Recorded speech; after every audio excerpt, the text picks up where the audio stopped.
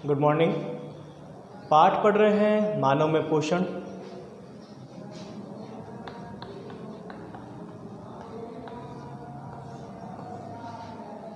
और इस लेक्चर में बात करेंगे विभिन्न प्रकार के जीवों की, वो किस प्रकार से पोषण प्राप्त करते हैं। पोषण के आधार पर जीवों का वर्गीकरण किस प्रकार किया जा सकता है। सबसे पहले यहाँ पर जब हम बात करें पोषण की, तो इसी के आधार पर, पोषण ग्रहण करने के आधार पर हम जीवों को 3 भागों में बांट सकते हैं।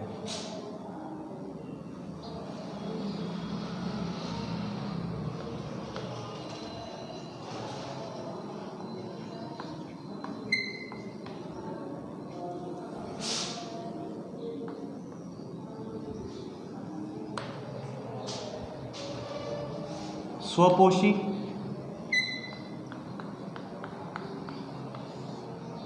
विषमपोषी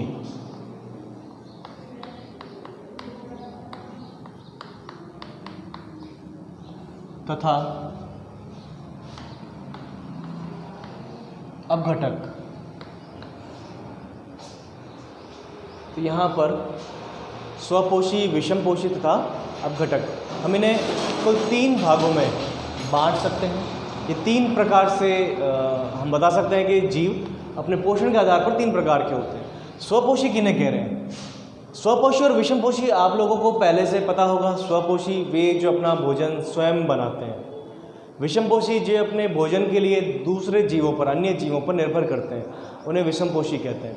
तो स्वपोषी के अंदर सभी पादप आ जाएंगे,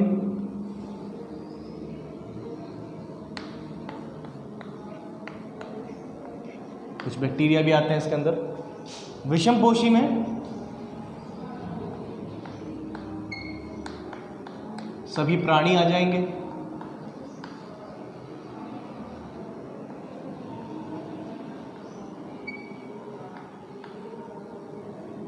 और अपघटक की बात बाद में करेंगे। यहां जब मैं बात कर रहा हूं स्वपोषी की, ये हरे पादप करते क्या हैं?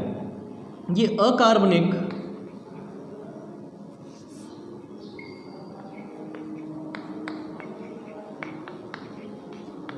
पदार्थों को बदलते हैं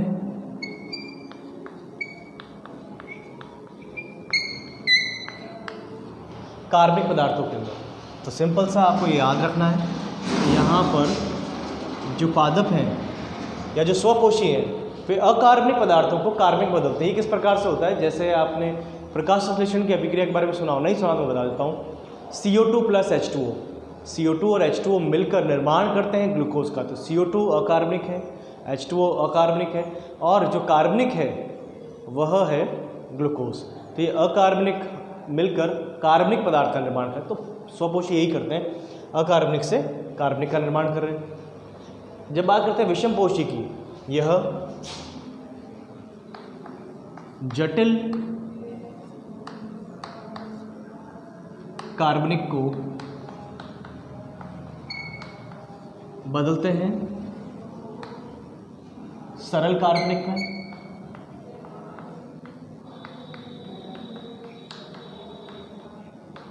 यह जटिल कार्बनिक को सरल कार्बनिक पदार्थों में बदल देते हैं। अब अगर बात करें इनकी, जटिल कार्बनिक को सरल कार्बनिक पदार्थों में बदलने वाले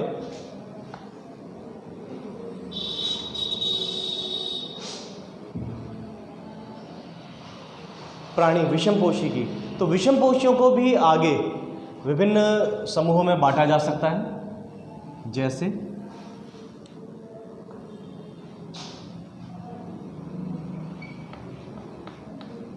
पूर्णपोषी या पूर्णजीवी,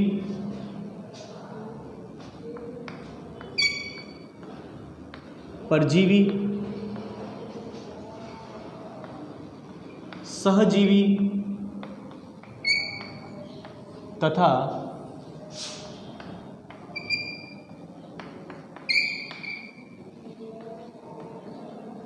मृतोपजीवी। इन्हें पुनः 3 भागों में बांट सकते हैं।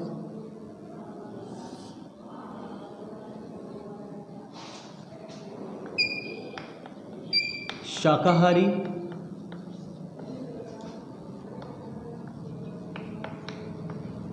मांसाहारी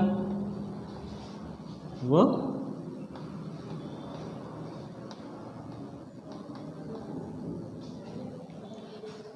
सर्वाहारी।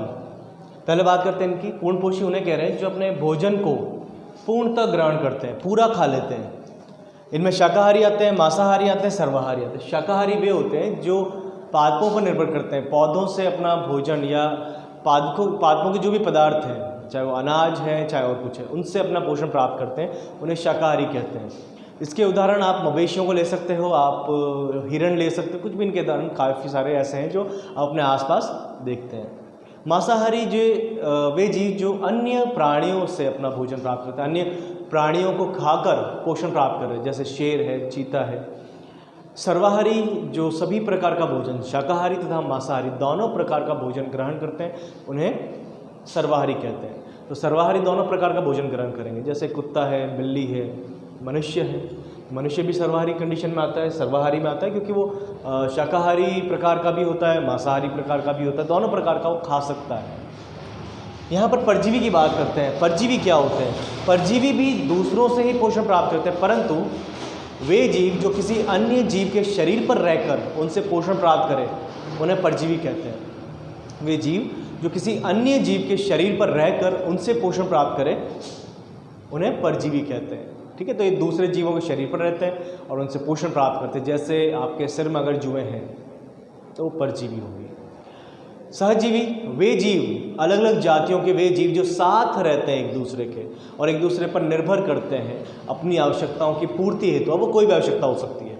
जैसे लाइकेन की अगर बात करें, लाइकेन का नाम सुना होगा, नहीं सुना मैं बताता हूँ।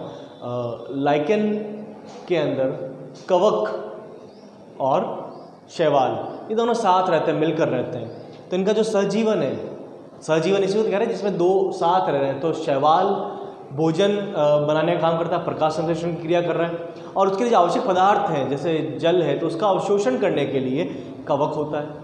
तो यहाँ पर दोनों एक दूसरे पर निर्भर करते हैं। मृतोपजीवी वे जीव जो दूसरे जीवों पर, मृत जीवों पर निर्भर करते हैं, मृत जीवों को खाकर अपना पोषण प्राप्त करते हैं। तो अपघटक और मृतोपजीवी में अंतर क्या है? यहाँ पर अपघटक और मृतोपजीवी में अंतर सिंपल सा, जो अपघटक है यह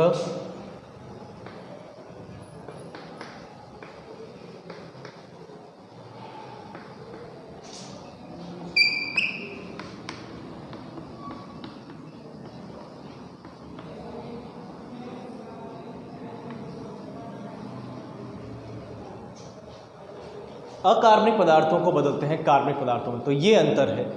जब मैं विषमपोषी से अलग रख रहा हूँ अपघटक को, तो इसका मतलब क्या है? ये मृतोपजीवी से अलग कैसे है? मृतोपजीवी भी मृत पदार्थों को खा रहे हैं, अपघटक भी खा रहे हैं, लेकिन जो अपघटन कर रहा है उनका, जो उनको अपघटित कर रहा है वो कौन है? वो अपघटक है। ये भी सूक्ष्म जीव होते हैं, ये भी सूक्ष्म जीव होते हैं, परंतु वो कार्बनिक पदार्थों को अकार्बनिक बदल रहा है। आपने देखा कोई भी मरा हुआ जो जीव होता है वो कुछ दिनों बाद में वहाँ से गायब हो जाता है। कहीं पर भी रोड के किनारे आपने देखा, सड़क के किनारे कोई जानवर मरा हुआ है, कुछ दिनों वहाँ रहने के बाद में कुछ दिनों बाद गायब हो जाता है। वो गायब कैसे हुआ? वहाँ से उसकी हड्डियाँ रह जाती, बाकी सब गायब हो जाता है। वहाँ मृदा का रंग जो है वो थोड़ा सा गहरा हो जाता है। उसका कारण क्या है? उसका कारण यही है कि यहाँ पर उसका अपघटन हुआ है, अपघटक ने किया है और उसके शरीर में जो कार्बनिक पदार्थ है उनको बदल दिया है अकार्बनिक पदार्थों के अंदर। तो इस प्रकार से यहाँ पर पोषण के आधार पर आप जीवों को 3 भागों में बांट सकते हैं: स्वपोषी, विषमपोषी, अपघटक।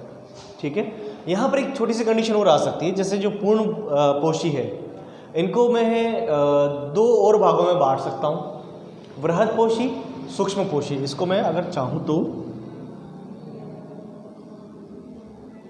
2 और भागों में बांट सकते हैं इसको: वृहदपोषी और सूक्ष्मपोषी। तो वृहदपोषी में वे आ जाएंगे जो बड़े जानवरों को या पादपों को खा रहे हैं।